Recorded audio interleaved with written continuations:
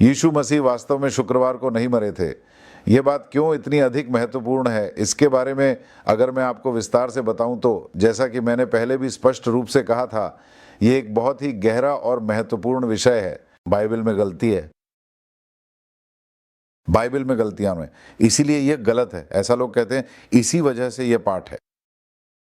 क्योंकि आपको अच्छी तरह से समझना चाहिए कि प्रभु यीशु मसीह की मृत्यु ऐतिहासिक रूप से सिद्ध की गई है, उनका पुनरुत्थान भी ऐतिहासिक रूप से प्रमाणित किया गया है। आपके बारे में आपको जितना पता है या नहीं पता, उससे भी कहीं अधिक प्रमाणों के माध्यम से यह सिद्ध किया गया है। लेकिन बाइबल वचन के आधार पर यह सही है, इसे दिखाने के लिए ही वह पाठ है।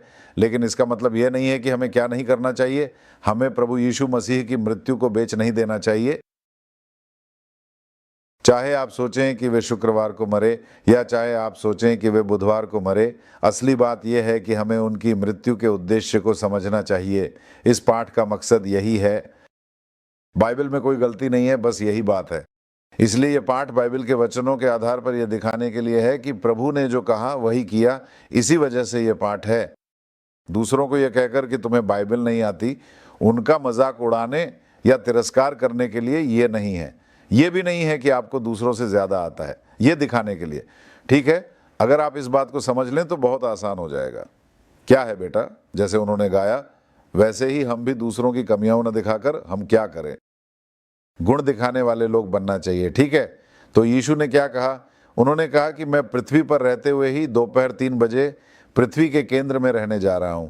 इसीलिए ही हम इन दिनों में देखते हैं कि वह कब मरे। कारण क्या है जानते हो? परंपरागत रूप से इसे पवित्र शुक्रवार कहा जाता है और कहा जाता है कि वे शुक्रवार को मरे। इसी तरह मनाने के कारण ही हमारे ईसाई समाज में बहुत सारी समस्याएं हैं, क्योंकि उसमें 3 दिन 3 दोपहर नहीं मिलती, 3 रातें भी नहीं मिलती। बहुत लोगों को ये पता नहीं है, इसीलिए यह सब छोटी बातें हैं, एडजस्ट कर लो, ऐसा नहीं कह सकते। कुछ लोग क्या करते हैं जानते हो? शुक्रवार दोपहर को वे क्रूस पर थे, तभी अंधेरा छा गया। उसे एक दिन के रूप में गिना जाता है। प्रभु के लिए इसे एक दिन के रूप में गिनना सही नहीं है, ऐसा कहने वाले भी हैं। इसे हम देखेंगे।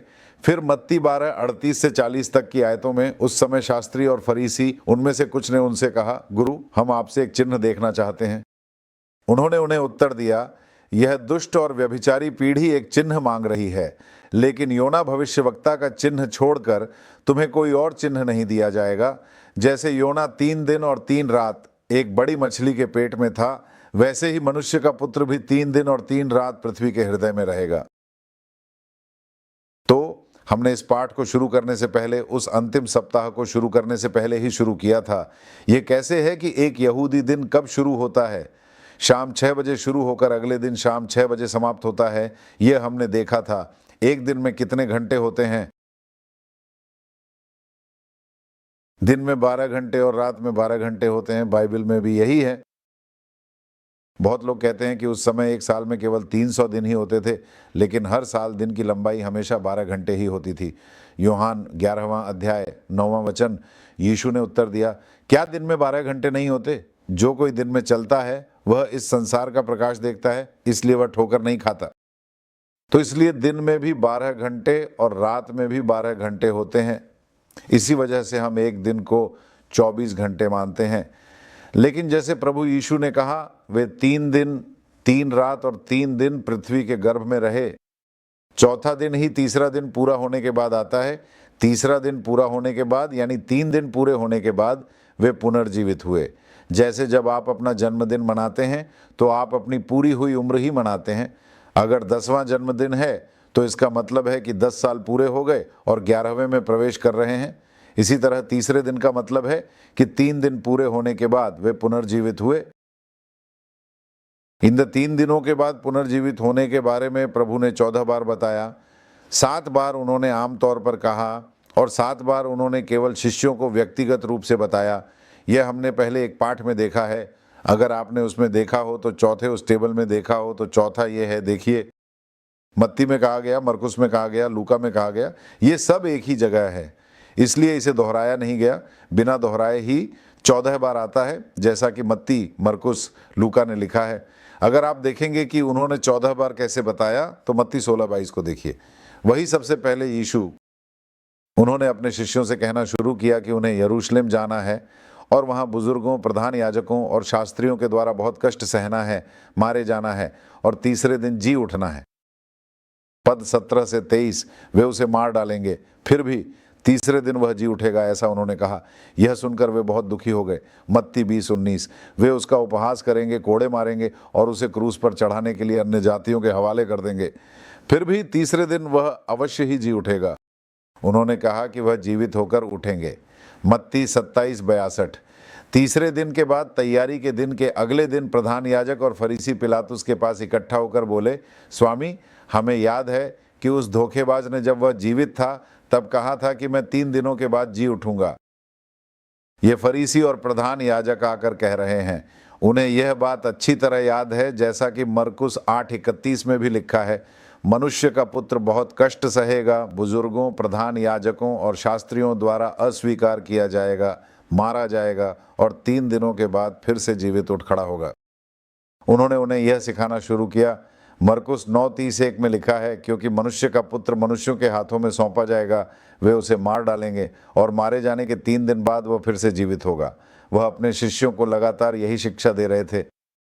मरकुस 10:34 में लिखा है, वे उसका उपहास करेंगे, उसे कोड़े मारेंगे, उस पर थूकेंगे और उसे मार डालेंगे, फिर भी तीसरे दिन वह जीवित होकर उठेगा। लूका 9:22 में भी लिखा है, मनुष्य का पुत्र बहुत कष्ट सहेगा और बुजुर्गों, प्रधान याजकों और शास्त्रियों द्वारा अस्वीकार किया जाएगा और मार डाला जाएगा। तीसरे दिन पुनर्जीवित होना भी आवश्यक है, ऐसा उन्होंने कहा।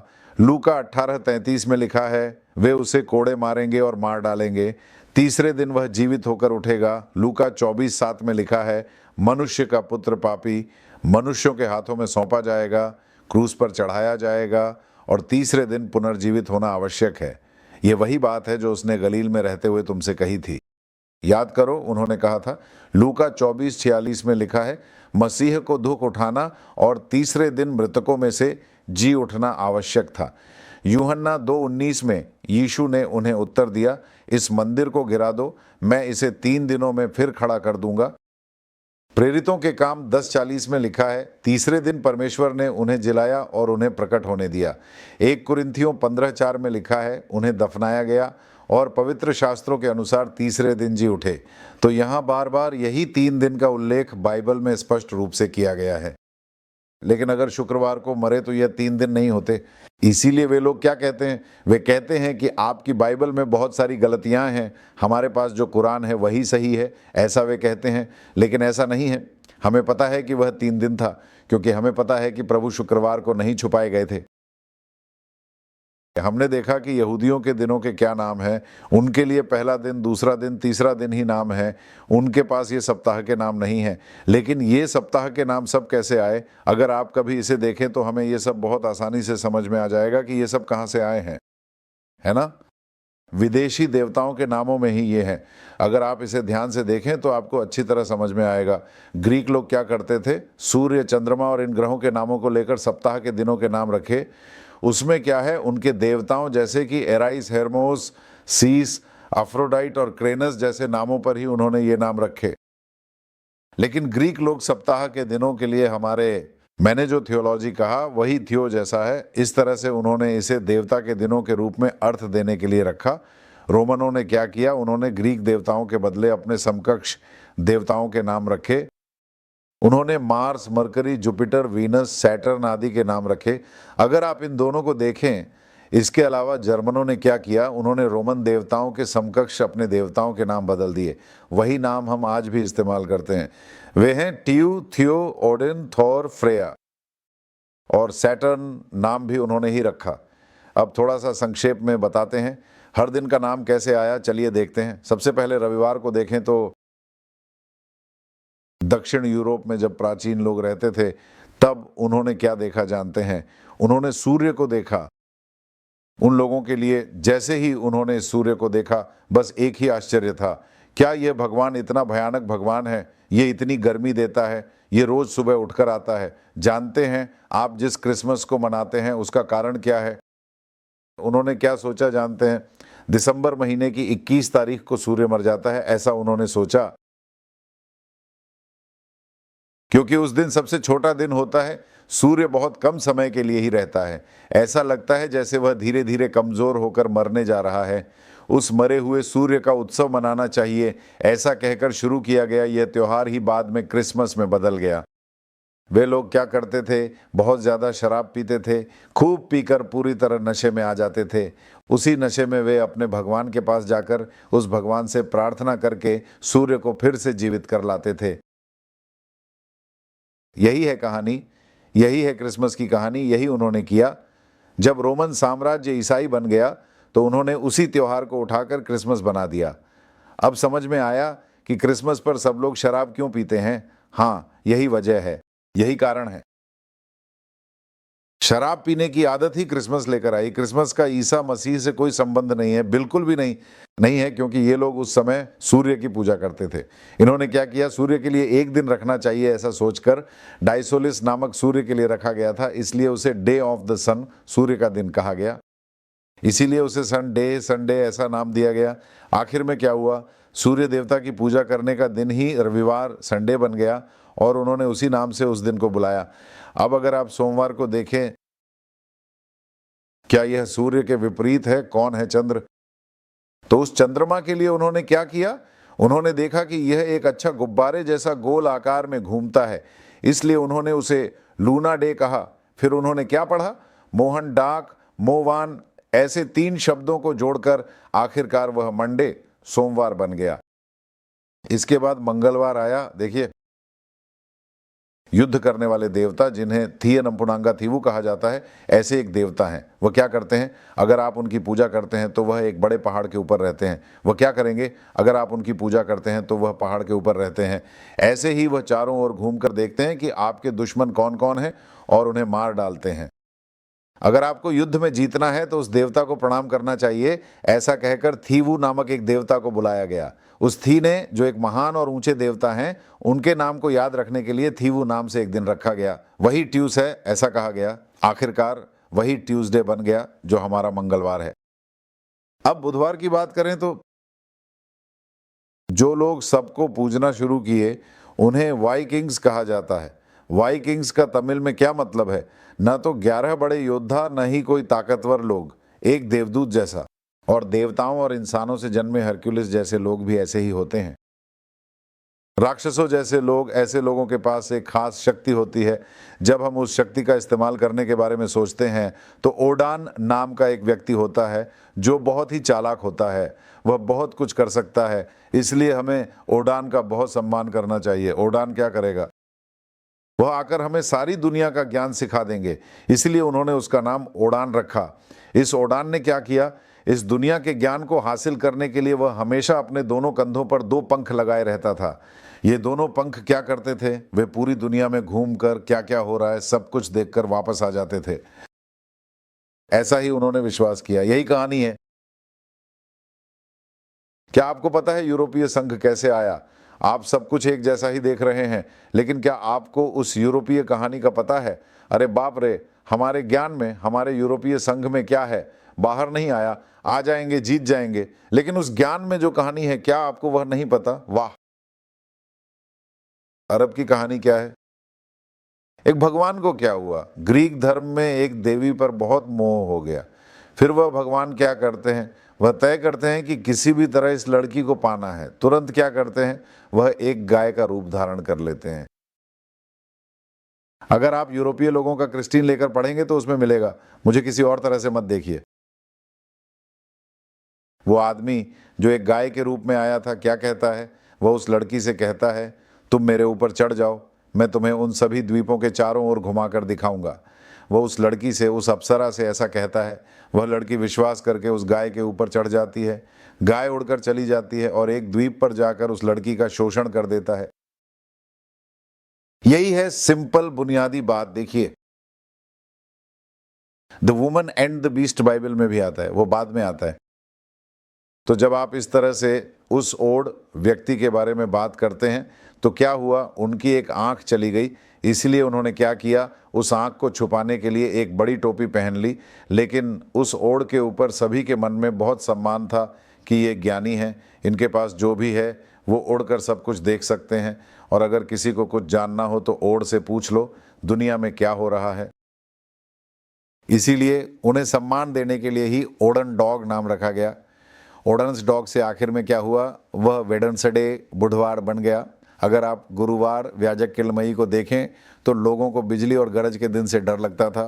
तब क्या था, यह देवता बहुत गुस्से वाला देवता था, क्योंकि वो गरजते हैं। अगर वो बहुत गुस्से में हैं तो जोरदार बिजली गिरती है।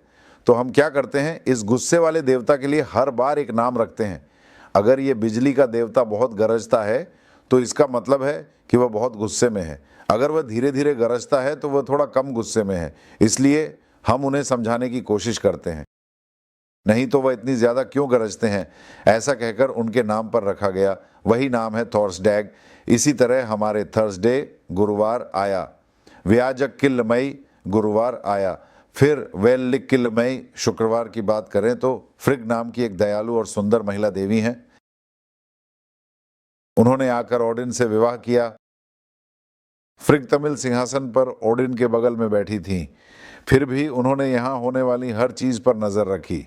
ये क्या है, एक छोटे से गांव से शुरू करके हर चीज़ को वही नियंत्रित करती थी। इसीलिए फ्रिग प्रेम विवाह की देवी ने दो काम संभाले। एक तो यह कि लोग उन्हें बहुत प्यार करते थे, इसके अलावा वह शासन भी करती थीं। इसलिए उस देवी को हमें सम्मान देना चाहिए, यह कहकर उन्हें फ्राइज टैग कहा गया। फ्राई टैग आखिरकार हमारे लिए फ्राइडे बन गया। शनिवार को अगर आप देखें तो रोमन साम्राज्य के सैटर्न, जिसे कृषि देवता कहा जाता है, का दिन है। अगर आप सैटर्न की पूजा करते हैं तो आपको अच्छी फसल और अच्छी पैदावार चाहिए, तो आपको सैटर्न की पूजा करनी चाहिए। ये वही है जिसे कोल सैटर्न या शनि भगवान कहा जाता है, जैसा कि हम तमिल में कहते हैं। अगर आप उस भगवान की पूजा करते हैं तो आपको अच्छी पैदावार मिलेगी। इसीलिए वह एक देवता है, इसीलिए उस देवता को नाराज मत कीजिए। उनका नाम पैथवप्पान रखा गया था और इसी तरह से सैटर्न नाम रखा गया। आखिर में क्या हुआ, सैटरडे बन गया। अब देखिए हमारे पास जो डे हैं, क्या उनका किसी न किसी रूप में ईसाई धर्म से कोई संबंध है? इसलिए ही प्रभु ने सप्ताह के पहले दिन, दूसरे दिन, तीसरे दिन ऐसे नाम रखे। आई हुई कहानी तो आपको पता है ना? अगर मैं बताऊं तो फिर ऐसा लगेगा जैसे कोई शिक्षक पाठ पढ़ा रहे हैं। जूलियस सीजर ने देखा, उन्होंने उस दिन किया। दोपहर में फिर से वही बातें कर रहे हैं। उनके पास आकर क्या कहते हैं, मैं कब वापस आऊँगा। बारिश में छुपकर बैठकर वे सारी बातें उन्हें समझा दिए और रात में बेतानी आकर बेतानी में ठहरते हैं। इसके बाद 2 दिन पहले निसान महीने की 12वीं तारीख सोमवार, कुछ भी नहीं किया। सुबह से प्रभु शांति से हैं। दोपहर के बाद एक छोटी सी घटना ही होती है। फिर शाम को लाजर के कारण, और यह सब होने के दौरान क्या होता है, प्रभु अभिषेक किए जाते हैं। जैसे ही उन्होंने कहा कि यह मेरी मृत्यु के लिए है, वह सबके लिए एक उलझन बन जाता है। फिर वे वहीं रुक जाते हैं। प्रभु भी बहुत शांत थे। अगला दिन 13वां दिन मंगलवार था। पास्का से एक दिन पहले वह क्या करते हैं, बेथानी से यरूशलेम आने के लिए पास्का भोज की तैयारी के लिए प्रभु अलग तरह से विशेष रूप से निर्देश देते हैं। वह कहते हैं, इस घर में जाओ और यह करो, वहाँ पहले से ही व्यवस्था की गई है। वहाँ आकर प्रभु शाम को आते हैं। पास्का भोज मनाने के बाद रात को वे कहाँ जाते हैं, वे गतसमने में जाते हैं। गतसमने में जब वे वहाँ होते हैं तब उन्हें गिरफ्तार किया जाता है। उन्हें पकड़कर पिलातुस के पास लाया जाता है, फिर आगे ले जाया जाता है। पूरी रात प्रभु बिना नींद के वे सुबह 6 बजे तक रहते हैं। फिर निसान महीने की 14वीं तारीख को क्या होता है, आगे क्या होता है और पिलातुस की पूछताछ खत्म होने के बाद क्या होता है। लगभग 6 बजे उन्हें क्रूस पर चढ़ाया जाता है। शाम 9 बजे, दोपहर 9 बजे, सुबह 9 बजे क्रूस पर चढ़ाए जाते हैं। क्रूस को लेकर जाते हैं। 12 बजे तक क्रूस पर चढ़ाने की प्रक्रिया पूरी हो जाती है। वे 7 वचन बोलकर प्राण त्याग देते हैं। 3 बजे यानी 3 बजे पिलातुस के पास जाकर बताते हैं। पिलातुस फिर से पुष्टि करता है और 6 बजे तक उनका शरीर लेकर उसे अंदर रख देते हैं। इसी के साथ प्रभु का निधन हो जाता है। ये 14वीं तारीख बुधवार का दिन था। गुरुवार के बारे में हमने देखा कि यह खमीर रहित रोटियों के पर्व का पहला दिन है। आप जैसे ही यह सुनते हैं तुरंत यह मत सोचिए यहूदी दिन कब आता है और कब शुरू होता है। शाम 6 बजे से शुरू होता है, इसलिए हमें इसे समझना चाहिए। तब वार्षिक विश्राम का दिन आता है। वह क्या है, वह खमीर रहित रोटियों के पर्व का पहला दिन है। गुरुवार के अगले दिन यानी शुक्रवार को क्या होता है, महिलाएं सुगंधित वस्तुएं तैयार करती हैं। इस वचन को पढ़िए, लूका 23:55 56वां वचन। क्योंकि अगले दिन प्रभु की मृत्यु हो गई थी, उनका शव अंदर रखने के बाद। शाम के 6 बज गए थे, इसीलिए वे जाकर कुछ भी खरीद नहीं सकी। फिर अगला दिन वार्षिक विश्राम का दिन था, इसीलिए कोई भी काम नहीं कर सकती थी। उसके बाद उसके अगले दिन कौन सा दिन आता है? शुक्रवार आता है। उस शुक्रवार को वे क्या करती हैं? देखिए लूका 23:55-56 में। वासिलिरुंधु कालिलियाविलिरुंधु। जो स्त्रियां उनके साथ आई थीं, उन्होंने भी कब्र में उनके शरीर को जिस तरह रखा गया था उसे देखा और वापस चली गईं। वे वापस जाकर सुगंधित औषधियां भी और सुगंधित तेल भी तैयार की, जैसा कि परंपरा के अनुसार किया जाता है। वे जाकर सब कुछ आवश्यक सामान खरीद लाईं और सब कुछ अच्छे से तैयार करके रख दिया। अगले दिन विश्राम का दिन था। वह शनिवार था या गुरुवार था, क्या था, यह उन्हें ठीक से याद नहीं था। वार्षिक अवकाश का दिन, त्योहार का दिन, उस समय कोई काम नहीं था त्योहार के कारण। बुधवार को बस का समय, गुरुवार को यह त्योहार, इस त्योहार के कारण कुछ भी नहीं कर सकते थे। शुक्रवार ही आपके लिए उपलब्ध पहला दिन था। तब वे क्या करते हैं? महिलाएं जाकर सुगंधित औषधियाँ वगैरह खरीद कर लाती हैं और शरीर को उस समय के अनुसार तैयार करती हैं, ऐसा कहा जाता है। यही है ना?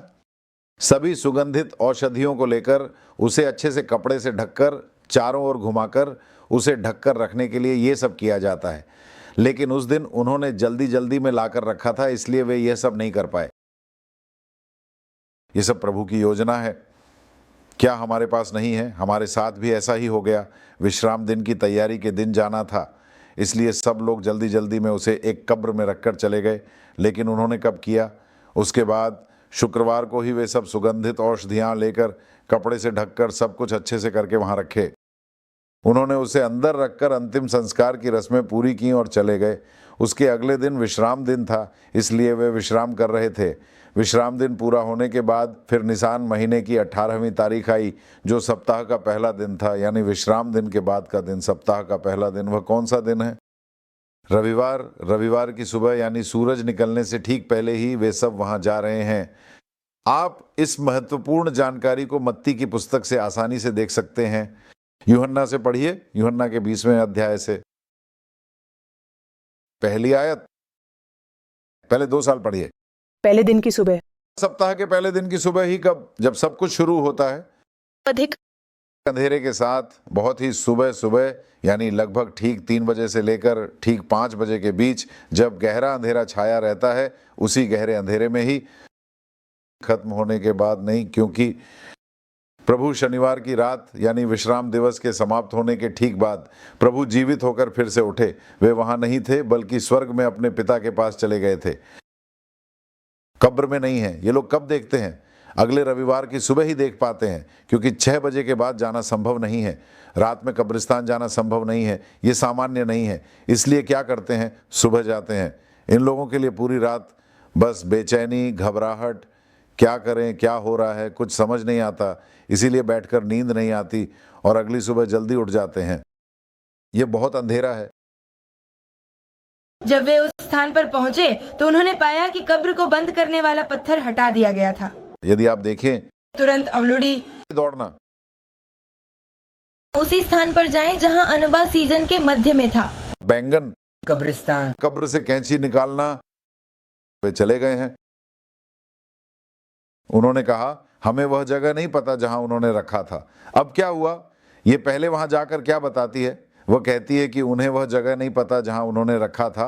और अब ये दोनों दौड़ते हुए आ रहे हैं। ये लोग भी आ गए और उन्होंने भी आकर देख लिया। वे कहकर कि अंदर कोई नहीं है, वापस चले जाते हैं। लेकिन मरियम से वहां से जाना नहीं हुआ। उसमें 12वां या 13वां वचन पढ़ो। मरियम रखी थी। ध्यान से सुनो। वह कब्र के पास बाहर खड़ी होकर रो रही थी। वह इसी तरह रो रही थी। कब्र में देखना। उसी स्थान पर जगह में 2 दूत, राजदूतों, शीर्षक में 2 प्रमुख राजदूत, एक व्यक्ति, एक सिर में, एक पैर है। लगातार 1 मिनट। तो ये इस थ्रेड का पहला मिनट है। अंदर देख रही है जहां प्रभु को रखा गया था, उस जगह के सिरहाने, एक स्वर्गदूत, पैर की ओर एक दूत। वाचा का संदूक कैसा होता है? जहाँ परमेश्वर की उपस्थिति होती है, उस उपस्थिति के भीतर इस तरफ एक, उस तरफ एक, इस तरफ करूब, बीच में क्या होता है? दया की गद्दी, जिसे मर्सी सीट भी कहते हैं। उस पर क्या डाला जाता है? खून। अब प्रभु यीशु वहां हैं, अपना खून बहाकर वहां मौजूद है। इस ओर एक स्वर्गदूत के पंख के पास और दूसरी ओर एक स्वर्गदूत के पैर के पास एक देवदूत है। आपको समझ में आ रहा है? ये सब पुराने नियम में छाया के रूप में था, असली तो मसीह ही हैं, मसीह ही सच्चाई हैं।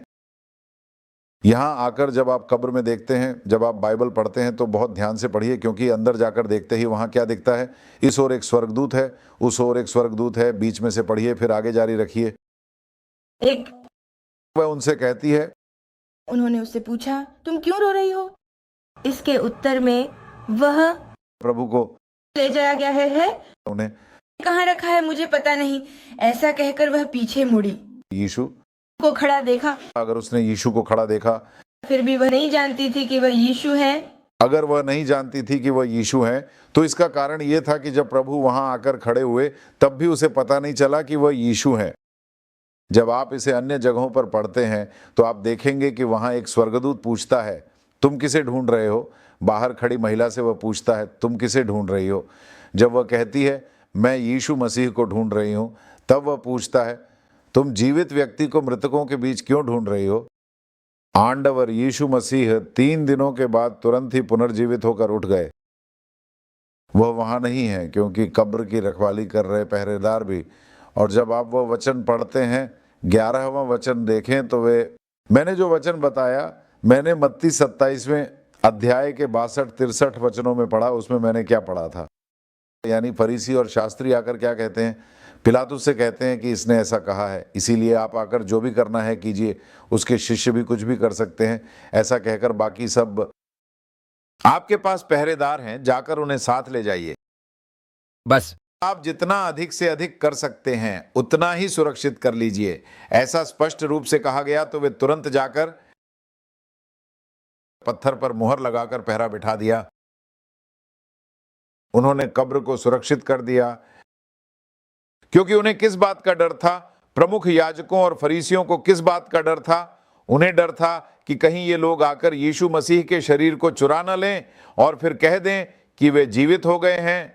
इसी डर से वे पिलातुस के पास जाकर कहते हैं, तुम पहरेदार रखो। और वह कहता है, तुम्हारे पास पहरेदार हैं, तुम्हारे पास मुहर है, तुम ही मुहर लगाओ।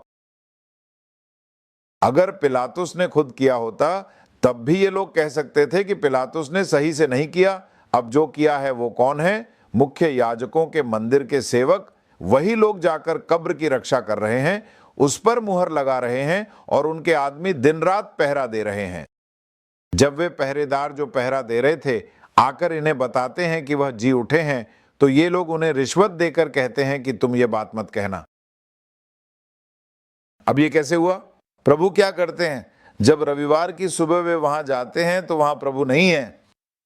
वे शनिवार की रात को ही बाहर आ गए थे। उन्हें पाताल में रोककर रखना संभव नहीं था। केवल 3 दिन ही, जो समय उन्हें निर्धारित किया गया था, वे वहां रहे और फिर बाहर आ गए। लेकिन प्रभु यीशु मसीह जी उठे। इसके लिए ऐतिहासिक रूप से हर तरह के बहुत स्पष्ट प्रमाण मौजूद हैं। तो बात यह है कि प्रभु यीशु मसीह बुधवार को मरे थे, इसलिए 3 दिन और 3 रातें पूरी होने के बाद वे शनिवार की रात को ही जी उठे।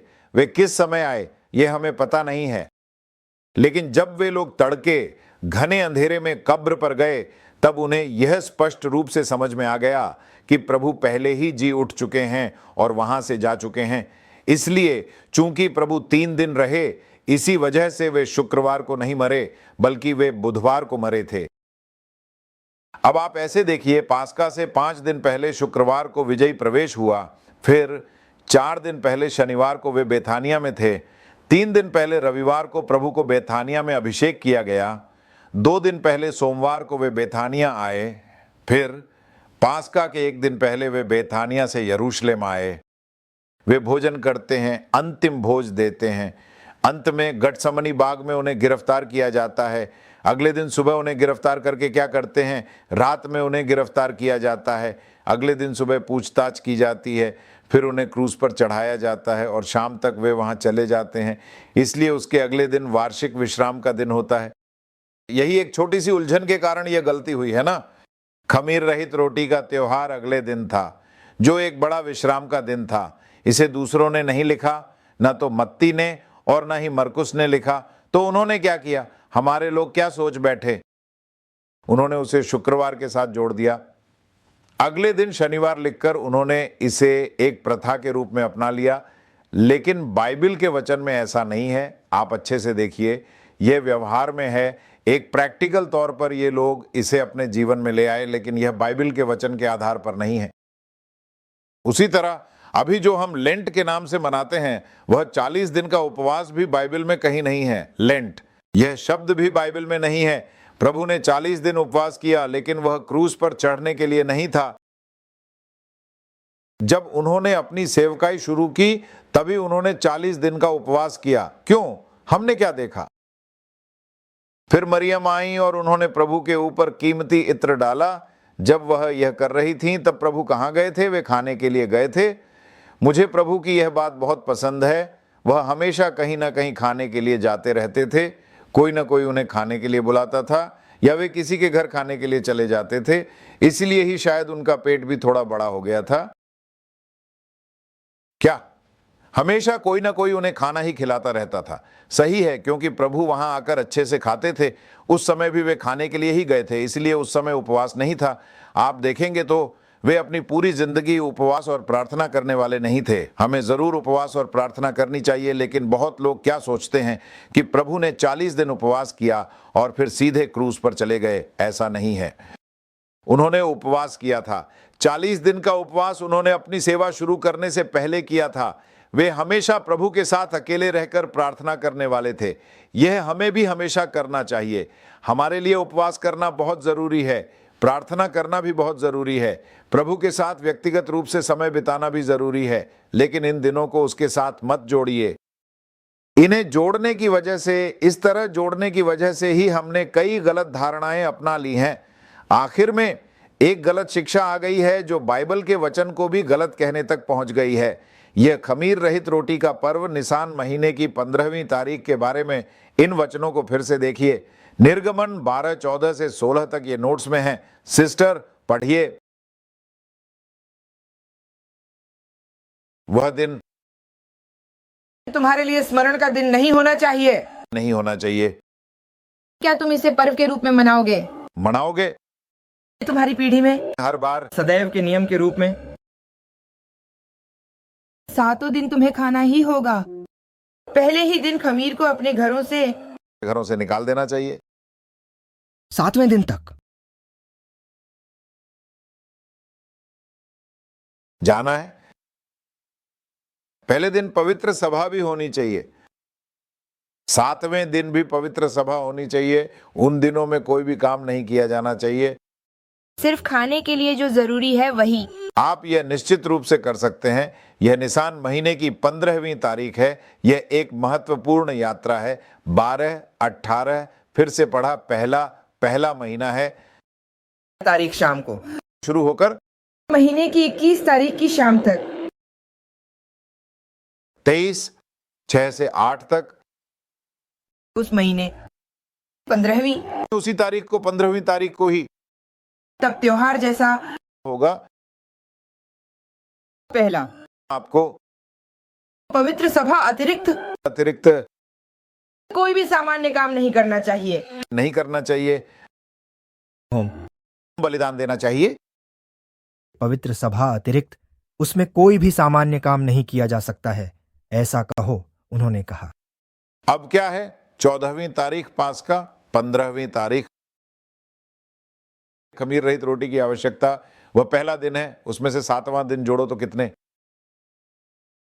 15 में 7 जोड़ो तो कुल कितना हुआ? 22। और हां, वह भी वार्षिक विश्राम का एक महत्वपूर्ण दिन है। तो एक एक विशेष दिन में लगातार वे विश्राम के दिन आ सकते हैं। क्या होता है? 28, 17, 18। उस महीने 15वीं तारीख, 15वीं तारीख त्योहार का दिन भी फंसना चाहिए, पहले दिन पुरस्कार सभा अधिक होनी चाहिए। साधारण कोई भी काम भी नहीं किया जा सकता है। नहीं किया जा सकता। उपगम 16, 7, 8। जिस स्थान पर जाना है वहां जाकर खाने के बाद समय पर तंबुओं में लौट आना चाहिए। लौटना चाहिए। किसी को भी खमीर रहित रोटी नहीं खानी चाहिए। अभ्यास करना चाहिए। लेकिन वह दिन तुम्हारे परमेश्वर यहोवा के लिए समर्पित होगा, उसमें कोई भी काम उस दिन कोई भी काम नहीं करना चाहिए, क्योंकि भोज से पहले क्या करना है? उसे मृत शरीर को लेकर आना, उसे लपेट कर लाना और ये सब तैयार करना जरूरी है। इसलिए ही जल्दी जल्दी करना पड़ता है, क्योंकि खमीर रहित भोजन का पर्व मनाना है। इसी वजह से वे जल्दी जल्दी उसे कब्र में रखकर लौट आए। उपामय 21, 22, 23। हत्या की जाए। हत्या किया गया, हत्या की जाने वाला पाप हुआ है। मैं उसे पेड़ पर लटकाकर मार डालूंगा। तुम उसे पेड़ पर लटकाओगे, लेकिन मृत शरीर पेड़ पर लटका नहीं चाहिए। रात में उसका शव पेड़ पर लटका नहीं रहना चाहिए, बल्कि उसे नीचे उतार लेना चाहिए। उसी दिन में भी उसे दफनाना चाहिए जो लटकाया गया है। क्योंकि यदि ऐसा हुआ तो परमेश्वर यहोवा जो तुम्हें अपना देश देता है उसे अपवित्र न करना। अब क्या है? प्रभु यीशु मसीह हमारे लिए पाप का बलिदान बन गए हैं। क्या हुआ था? वह जो पाप का बलिदान बना, उसकी मृत्यु के कारण उसका शव वहां लटकना नहीं चाहिए, उसे तुरंत उतारकर दफनाना चाहिए। इसी कारण वे लोग जल्दी जल्दी जाकर अरिमथिया के यूसुफ की सलाह लेकर पिलातुस से अनुमति मांगकर तुरंत उसे उतार लाए। जांच करने के बाद तुरंत ही उसे उतारकर एक कब्र में ले जाकर दफना दिया गया। इसी वजह से महिलाएं उस दिन तैयारी का दिन होने के कारण कुछ नहीं कर सकीं। वह एक बड़ा विश्राम का दिन था, इसलिए वे कुछ भी नहीं कर पाईं। अगले दिन ही वे जाकर आवश्यक वस्तुएं, सुगंधित द्रव्य आदि खरीद कर लाईं। उसके अगले दिन यानी शुक्रवार को उन्होंने शरीर के लिए सब कुछ तैयार कर लिया और शनिवार को विश्राम का दिन था, इसलिए वे कुछ नहीं कर सके। सब कुछ तैयार करके शरीर पर लगाने के लिए रखा, लेकिन जब वे सुबह सुबह वहां पहुंचे तो वहां न तो शरीर था और न ही कोई व्यक्ति। अब लूका 23:53 से 54। उतारते हुए घुमाते हुए। एक समय था जब मुझे कहीं भी जगह नहीं मिली थी, लेकिन मुझे एक कब्र में रखा गया। एक कब्र में रखा गया। वह दिन तैयारी का दिन था। ओह, विश्राम का दिन भी शुरू हो गया।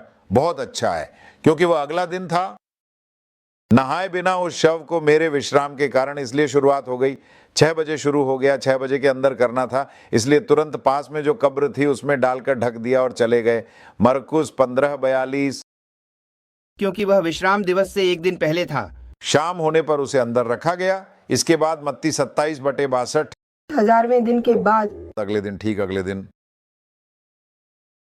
वे इकट्ठा हुए।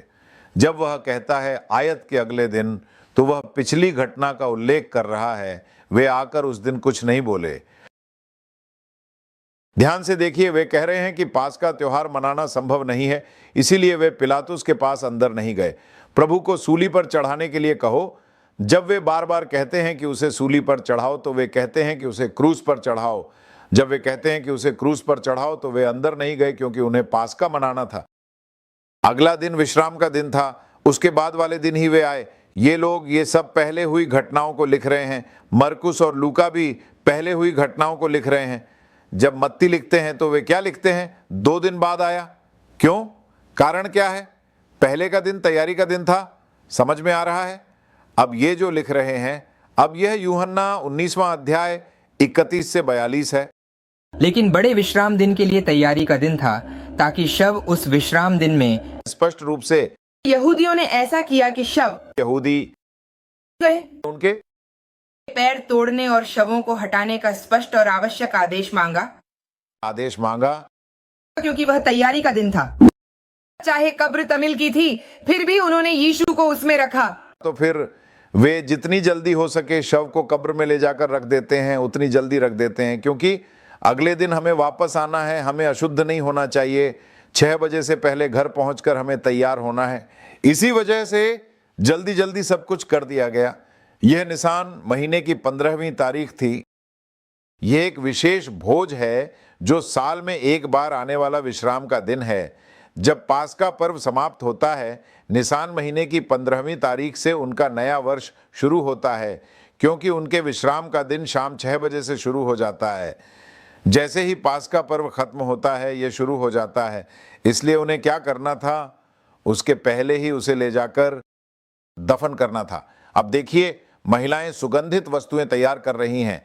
निसान महीने की 16वीं तारीख है, क्योंकि 15वीं तारीख को विश्राम का दिन था, वे जा नहीं सकती थीं। 16वीं तारीख को वे जा रही हैं। अब लूका 23:55 से 56 को देखिए। गलील में से वे उनके साथ आईं और महिलाओं ने पीछे से जाकर कब्र और उसे कैसे रखा गया था ये देखा। और किस तरह रखा गया था ये देखा। फिर वे लौटकर सुगंधित वस्तुएं तैयार की। और विश्राम के दिन उन्होंने विश्राम किया। अब वे वहां जाकर देखती हैं कि उसे कहाँ रखा गया है। सब कुछ देखकर वापस आकर सारी चीजें खरीद लेती हैं। सब कुछ तैयार करके, सब कुछ मिलाकर, सब कुछ तैयार करके रख देती हैं, ताकि अगले दिन सुबह जाकर उस शरीर पर लगा सकें। विश्राम का दिन खत्म होते ही अगले दिन सुबह जाकर हम लगा सकते हैं, ऐसा सोचकर वे सब कुछ खरीद कर रख देती हैं। मरकुस 16:1 को देखिए। अब वे विश्राम के दिन के अगले दिन जा रहे हैं। याकूब की माता मरियम, मलयालम और सलोमे महिलाएं यीशु के शरीर पर सुगंधित द्रव्य लगाने के लिए चीजें खरीद कर ले गईं। वे खरीद कर ले गईं। फिर क्या हुआ? 15वां दिन वार्षिक विश्राम का दिन था। उस दिन वे खरीदारी नहीं कर सकते थे। उसके अगले दिन यानी शुक्रवार को वे खरीदारी करती हैं। लेकिन शुक्रवार की शाम को क्या शुरू होता है? शनिवार शुरू होता है। यह शनिवार की शाम से लेकर रविवार की सुबह तक चलता है। इसलिए शनिवार की शाम के बाद तुरंत जाना संभव नहीं था। इसी वजह से वे रविवार की सुबह बहुत जल्दी निकल पड़े। सप्ताह के विश्राम दिवस पर पहली बार वहां जाते समय वह रविवार क्या है? उसे पुनरुत्थान दिवस के रूप में मनाया जाता है। सप्ताह के पहले दिन ही प्रभु यीशु मसीह पुनर्जीवित हुए थे। हम क्यों रविवार को एकत्र होकर आराधना करते हैं? और हम यहूदियों या सेवेंथ डे एडवेंटिस्ट्स की तरह शनिवार क्यों नहीं मनाते? क्योंकि यह प्रभु के पुनरुत्थान की सभा है। हम उस प्रभु की आराधना करने आए हैं जो पुनर्जीवित हुए हैं।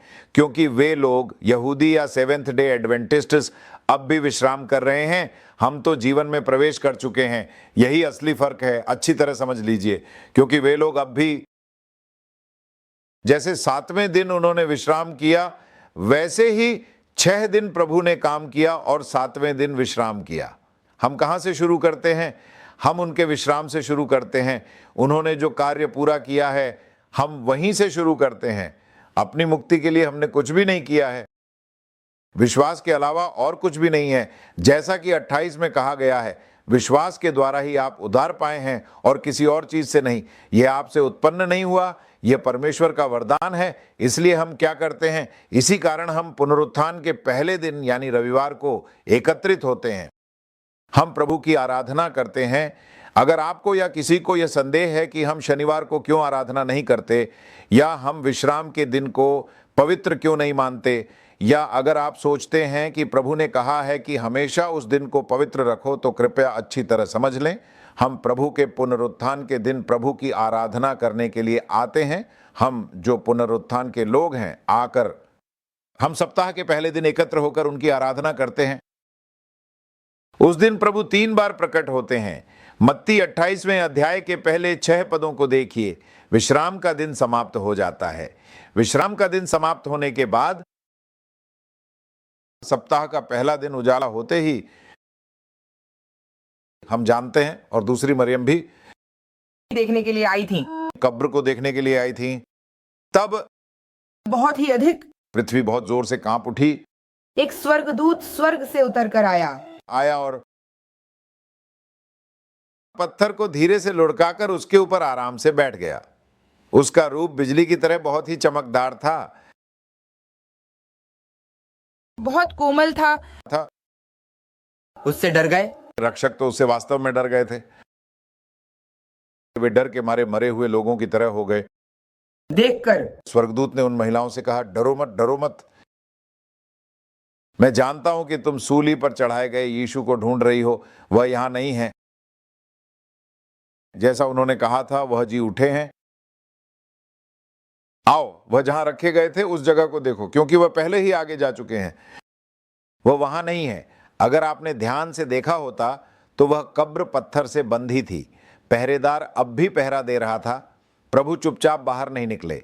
प्रभु जहां चाहे वहां आ सकते हैं। उनके लिए दरवाजा कोई मायने नहीं रखता, पत्थर भी कोई मायने नहीं रखता। जब वह जी उठे तो यरूशलेम में सब लोग कमरे में दरवाजा बंद करके बैठे थे। बंद कमरे में आकर सबसे पहले वह क्या कहते हैं? डरो मत। डर तो आना ही है, पहले से ही दरवाजा बंद करके अंदर बैठा हूं। यह कौन है जो अंदर आ रहा है? ऐसा सोचते ही प्रभु जी उठकर सबको साक्षी दिए। फिर वे बेथानिया लौटे, जैसा कि लूका 24:50 में देख सकते हैं। हमें अब यह अच्छी तरह से समझ में आता है कि वे पहले ही दिन जी उठे थे। इसमें एक और बात यह है कि प्रभु सबसे पहले मरियम मगदलीनी को प्रकट हुए और उनसे बात की। उसके बाद आकर उन्होंने इन लोगों को अपने आप को दिखाया, उन्होंने अपने घावों को दिखाया, लेकिन थॉमस वहां नहीं था। एक हफ्ते बाद ही थॉमस आया। आप यूहन्ना अध्याय 20 को घर जाकर पढ़िए। आखिरी कुछ वचनों में थॉमस नहीं है, वह केवल 8वें दिन ही आता है। वह पहले सप्ताह के पहले दिन जब सब छुपे हुए थे वहां नहीं था, क्योंकि उसने कहा था मैंने प्रभु को नहीं देखा, मैं कैसे विश्वास करूं। और उसके बाद वाले रविवार को ही प्रभु उसके पास आते हैं। थॉमस से कहकर थॉमस यहां अपना हाथ डालकर देखो, ऐसा प्रभु कहते हैं। वे लोग सोचते हैं कि यह आत्मा भूत है, इसीलिए डर जाते हैं। तब प्रभु क्या करते हैं? वे मछली लेकर खाते हैं। इसका मतलब यह है कि यह कोई भूत नहीं, बल्कि पुनर्जीवित होकर एक नया शरीर दिया गया है। जब हम पुनर्जीवित होते हैं तो लोग हमसे बहुत सारे सवाल पूछते हैं। पुनर्जीवित होने पर हमारी उम्र क्या होगी पास्टर? हम कैसे दिखेंगे? ये बहुत से लोगों के मन में उठने वाला सवाल है। क्या आपके मन में भी है? मेरे मन में तो है। अगर आप बाइबल के आधार पर देखें तो हम उनके जैसे होंगे। तो यह सभी उम्र के लोगों के लिए एक अच्छी और खुशखबरी है। हमारी उम्र 33 साल पर वापस आ जाएगी। हम उनके जैसे ही होने वाले हैं। तब हम उसी उम्र में पहुंच जाएंगे। उस 33 साल की उम्र में हम जैसे थे वैसे ही हो जाएंगे। वाली के बच्चे भी दुखी होंगे। हमें उस उम्र तक पहुंचने में कितना समय लगेगा, लेकिन हमें थोड़ी खुशी भी होगी, क्योंकि सब कुछ रिवर्स हो रहा है। प्रभु, बहुत लोगों के बाल सफेद हो जाएंगे। सत्कार हो, क्योंकि पुनरुत्थान के दिन वह आकर दिखाते हैं मैं अपने जीवन के साथ हूं, मैं मनुष्य के रूप में हूं, मैं नए शरीर में हूं। यही दिखाते हैं। उन्होंने उन्हें अच्छी तरह से स्पष्ट रूप से दिखा दिया और फिर ही गए। यही हमारे लिए हुई एक बड़ी घटना है। बाकी धर्मों और हमारे यानी ईसाई धर्म के बीच का एकमात्र अंतर यही है कि हम जिस परमेश्वर की आराधना करते हैं वह जीवित परमेश्वर है, वह जीता जागता परमेश्वर है, वह हमें देखने वाला परमेश्वर है, वह हमारी प्रार्थनाएं सुनने वाला परमेश्वर है, वह हमें उत्तर देने वाला परमेश्वर है, वह हमारी भावनाओं को समझने वाला परमेश्वर है। हमारे साथ रहने वाला प्रेममय परमेश्वर वही है, वही पुनर्जीवित परमेश्र हैं। यही हम देख रहे हैं। तो अगला 19 तारीख सोमवार को खमीर रहित पर्व का 5वां दिन है। यह व्यवस्था विवरण 16:6 से 8 में लिखा है। फिर 20वां दिन आता है जो खमीर रहित रोटी का 6ठा दिन है। 21 तारीख को क्या आता है? खमीर रहित पर्व का 7वां दिन आता है और वह भी एक बड़ा विश्राम दिवस है। तो इससे हम स्पष्ट रूप से समझ सकते हैं कि यीशु पास्का के दिन यानी बुधवार को ही मरे थे। अगले दिन गुरुवार वार्षिक बड़ा विश्राम दिवस था, जो खमीर रहित रोटी के पर्व का पहला दिन था। इसके बाद क्या होता है? शुक्रवार को महिलाएं यीशु के शरीर पर अभिषेक करने के लिए सुगंधित वस्तुएं और खुशबूदार चीजें खरीदने जाती हैं। शनिवार को वे विश्राम करती हैं। शनिवार की रात को पुनरुत्थान होता है, यानी 3 दिन और 3 रातें पूरी हो जाती हैं। रविवार तड़के कब्र खाली होती है। हमारी कब्र ही खाली है। बाकी सबकी कब्रें हैं, उनमें शरीर है। हमारी कब्र ही खाली है। खाली कब्र, खाली क्रॉस। इसलिए ही मुझे कभी कभी कुछ चर्चों में प्रभु को कलवरी के क्रूस पर वैसे ही दुखद रूप में टांगे हुए दिखाते हैं, तो देखकर मुझे बहुत गुस्सा आता है। प्रभु अब क्रूस पर नहीं है। कैसे? पता है ये सब खर्चा नहीं है, ये शैतान की एक चाल है। हमें देखकर क्या लगता है? अरे बेचारे यीशु मसीह को देखो, आंसू बहा रहे हैं, खून बहा रहे हैं और वैसे ही लटक रहे हैं। शैतान हमें धोखा नहीं दे सकता। वह अब जीवित परमेश्वर हैं, जिन्होंने सारी शक्तियों और सभी अधिकारों को अपने चरणों के नीचे कर दिया है। वह तुम्हारे दाहिने हाथ की ओर विजय के राजा के रूप में विराजमान है। वह क्रूस पर यूं ही जैसे कोई एमडी क्रूस या इस क्रूस पर आकर दयनीय रूप से लटकने के लिए नहीं आए, वह कब्र में भी नहीं है। हम में से अधिकांश के लिए हम क्रूस को क्रूस की तरह रखते हैं। कब्र दिखाते हैं तो एमडी, कलर की तरह दिखाते हैं, सब कुछ एमडी है, लेकिन प्रभु हमारे भीतर हैं। भले ही मैं एमडी हूं, वह मेरे भीतर आ गए हैं। तो हुआ क्या कि बहुत स्पष्ट रूप से प्रभु ने आकर जो भी भविष्यवाणियां की थीं उन सभी को पूरा किया, और 3 दिन और 3 रात के बाद जैसा उन्होंने कहा था वे पुनर्जीवित हो गए। वे बुधवार को ही मरे थे। रविवार की सुबह जब हम देखते हैं तो कब्र खाली थी। शनिवार की रात यानी रविवार की शुरुआत में ही वे पुनर्जीवित हो चुके थे। कब्र बंद थी, पहरेदार बाहर थे, फिर भी हम समझते हैं कि प्रभु बाहर आकर जीवित हुए और फिर से जी उठे। अब हमें क्या करना चाहिए? दूसरों को परेशान नहीं करना चाहिए। अब तुम्हारे लिए दूसरी बार की पहली आयत क्या कहती है? बुद्धि को वास्तव में आखिर कैसे दोहरा सकते हैं? हमें जो बातें पता हैं उन्हें दूसरों को परमेश्वर के प्रेम में बताना चाहिए, क्योंकि अगर आगे चलकर कोई आपके पास आकर कहे कि बाइबल में गलती है तो आपको उन्हें बैठाकर 1 घंटे की बाइबल स्टडी करवानी चाहिए और फिर उन्हें भेज देना चाहिए। उन्हें छोड़ना नहीं चाहिए, जाने भी नहीं देना चाहिए। कहिए, इधर आओ, अगर तुम्हें भूख लगी है तो मेरे पास बैठो, मैं तुम्हें खाना खिलाऊंगा, और खाना खिलाकर समझाइए कि बाइबल में कोई गलती नहीं है राजा। जैसे उन्होंने 3 दिन और 3 रात के बारे में कहा वही सही है, वही हुआ। हमें यह समझाकर उनके ज्ञान की आंखें खोलने के लिए आज प्रभु ने हमारे ज्ञान की आंखें खोली हैं। हालेलुया।